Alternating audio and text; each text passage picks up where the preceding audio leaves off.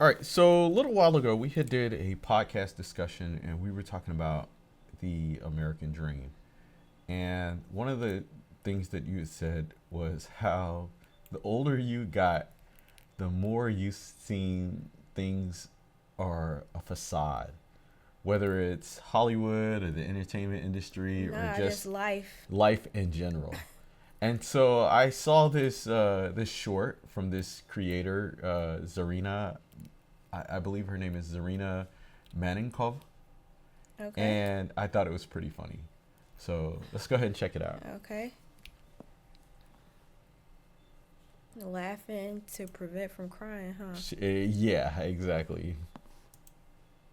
Did you know that Jeffrey Bezos' parents gave him 300K to start his business? And Bill Gates, No, when I he didn't was know a that. student, already had $10 million on his bank account. And Steve What? Jobs lived across the street from the head of Hewlett Packard and interned there during summer holidays. I Oh made this wow. video to remind you there is no hope, it's all pointless. Give up. Did you know? He said, "Give up." Oh man, that's Yeah, so real. Cause yeah, yeah, I yeah, feel like they're dangling a carrot in front of you. yeah. Right, And the carrot is the American dream. Keep working right. harder and harder.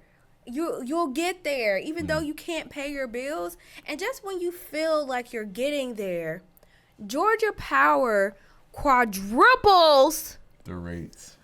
Right. the rates. It's like, oh, you have money left over? Yoink. Oh, you're not buying the latest iPhone? Right. Okay. I'm going to stop working. This is the iPhone 10. I promise you, the day they released the new iPhone 16, Yeah. the next day this phone was getting hot to where I couldn't hold the phone. Yeah, yeah, yeah.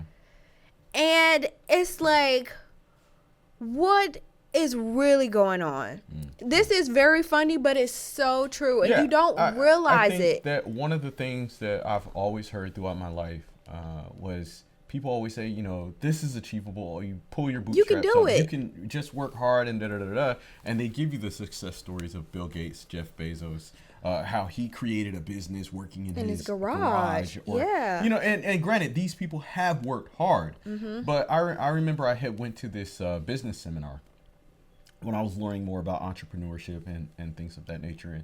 And one of the speaker, he said, start from, when you're getting a business, he said, start from your inner circle. He said, for me, when I wanted to start my business, I asked my parents for a loan, and they loaned me $80,000. I hate when people used to And I'm say like, yo, that. my parents don't have $80,000. Hell, I Oh could barely my get God. $1,000 for them, especially if I said, hey, Dad, I'm starting a business. And I don't believe that that is the average American. The average American can't go and get a $100,000 loan from their parent if they can't get it from a bank. I remember, like, whenever I would listen to a seminar or try to start a business and read a book, it always said start from your inner circle. And also, I remember when I was paying my student loan, I had paid, my student loan was $400 a month. And when the economy crashed, the housing market crashed, everybody was losing their job. I was paying my student loan for years. And I lost my job. I lost my apartment. And I said, hey, can I get some kind of deferment? And this is when they weren't allowing deferment. Yeah, right. The person was so rude to me. They said no. Oh, wow. They said no. They were rude. And then I remember another person calling back, and he was like, well, why don't you borrow money from your family? And I said, my family doesn't have any money. If my family had money, do you think I would have student loans? Oh, yeah, right. And what a lot of people don't know is a lot of people start off with bad credit because their inner circle use their credit. Yeah. Okay. So you're like Right. 13 years old with Right. back. Now this did not happen to me. My mom, But I've my heard- dad, yeah, I've my heard family stories. would never do this to Yeah. me. But I had some friends who had Yeah, light bills yeah. in their names, Right. and when they turned 18, Right. their credit was shot. It was in the gutter. Okay? Yeah. And so that's the inner circle a lot of people are working with. Right, exactly. And so as I said, you know, that was something that I've always heard when they do have these success stories of people who supposedly started from the bottom or did certain things. Like they kind of had a cushion, or they A leg up. A leg up. You We're know? not starting from the same bottom. Yeah. It's like we're not starting from the same bottom. You know, it's like, oh yeah, I came up with this idea for this business while I was at It's called Snapchat. at my parents' lake house. You know. So there's that. Okay. You But, want to tell them the lake house story? No. They don't want to hear the lake house story. Oh, okay. But guys, They don't want to realize how they don't want to feel poor like we felt poor. I'm gonna tell them the lake house story. all right, we had went to we were on vacation. We were in Orlando, was it? And we had stayed at an Airbnb, and the Airbnb was $1 million house. Yes. And- I thought I looked up. And the owners, they were there. They were there. But they had a guest house. Yeah, they had a guest house, and so you know they wanted to meet us, and we all socialized, and They were really nice. Yeah, they were very nice. I mean, he thought it was going to be really weird at first because Right. a lot of times we stay at the Airbnb. And the we people don't. aren't- No, yeah, the we people don't aren't there. stay with people when there's an Airbnb. So Yeah, this was right. a different situation. Right, exactly, because the house was so big that they Yeah. had like the side house that they just Airbnb. But they were very sociable. But they had came and they were talking to us, and we were just shooting the shit. And he had made a comment that, he said something about, you know, every summer they would go to the lake You house. skipping parts. Oh, well, they were go like, ahead. Tasha, why aren't you in the pool? Oh, yeah. Aren't y'all gonna use the pool? Right. And I was like, no, I put my feet in the water, but I don't know how to swim. Right. The gasp he goes. He was like, how do you not know how to swim?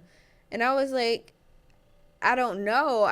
He was like, you know, didn't you learn? You supposed to learn when you were younger. Like Right. he was telling me how it was such an important part of his life. And he basically He said kind of he- asked me, like, you didn't have a lake house growing up? Right. And then this is He my was like, heart. we We had had a lake. two. Yeah, he was like, we We had had a lake two house. And we would go lake houses swimming. growing up. And then I think he realized how poor we were. And I was like, lake house, vacation house. We didn't even have a house. Right. You know, and oh my God. I mean, he inadvertently called me poor. Right.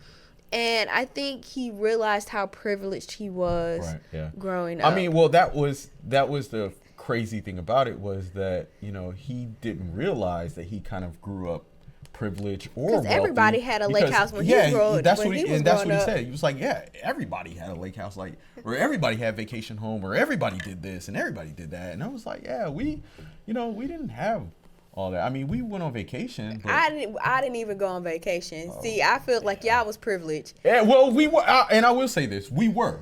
My family was privileged to be able to travel America at a very young age and experience a lot of things that other people didn't do. But we were like, I don't know, I want to say normal privilege, but this guy, he, you know, like lake house privilege, didn't really have to worry about too much. You know what? And what There's I also different levels. realized, There's levels to it. and I'm saying this with the Martha's Vineyard shirt on. Now that you know, like now we could go places once a year now. It's like, I mean, that's what it is. But I realized people who I thought were middle class, and maybe they consider themselves middle class, but really they're upper middle class. Yeah, right. When I got to be an adult and start working and interacting with different people who were not, that I would normally wouldn't interact with because they weren't in my neighborhood, these people had summer houses, okay? And they would always downplay it. Right. Like one girl I knew, she was, and that's how you know they're rich. Rich people will downplay their wealth fake wealthy people will try to Yeah. make them see, Show off. Yeah. Yeah. But one girl, she was like, yeah, we have a summer home in the Hamptons. And I was like, what? And she's like, it's just a cottage. And I'm oh my gosh. And I've heard that more than once from different people. You know what I mean? And so that's how it was when I was living in Canada. You know, everyone would say how because Canadians, they would love to go to Florida during the winter time. And they always go on different vacations, you know, 2 or 3 times a year. And I remember I would be at home and I would be like, Mom, why can't we go on vacation? We like, we ain't got no money for no vacation. But apparently, eventually y'all went. Well, you know? Yeah, we had like one vacation every 2 or 3 years. And so that's how I we mean, go. so many of y'all. Y'all Right. lucky Yeah, y'all there were got 6 that. of us. And so we were fortunate and lucky that we got that. Yeah. You know, So. but the biggest thing was, you know, all your friends had all the video game machines and you still had one from 10 years ago. Yeah. But anyway, guys, enough of our poor stories. Share yours down below in the comment section. Poor stories. Oh, I got one more thing to say. You know what I have been craving, which is insane. I don't know why I'm craving this because I don't even really eat meat anymore. A bologna sandwich. Oh, no. Oh my! First, I haven't had bologna in I say 30 years. No. But for some reason, all of a sudden, like this guy was eating a sandwich on TikTok, and it was like a turkey sandwich. But all of a sudden, my brain was like, a fried bologna sandwich, please, or even struggle meal, or even one on white bread. I don't even eat white bread no more. But I was just like, I have a hankering for a bologna sandwich. On white bread. That's a struggle meal, nostalgia creeping back in your life. Don't do it. That shit ain't healthy for you. Anyway, guys, like, share, and subscribe. We'll see y'all next time. Take care.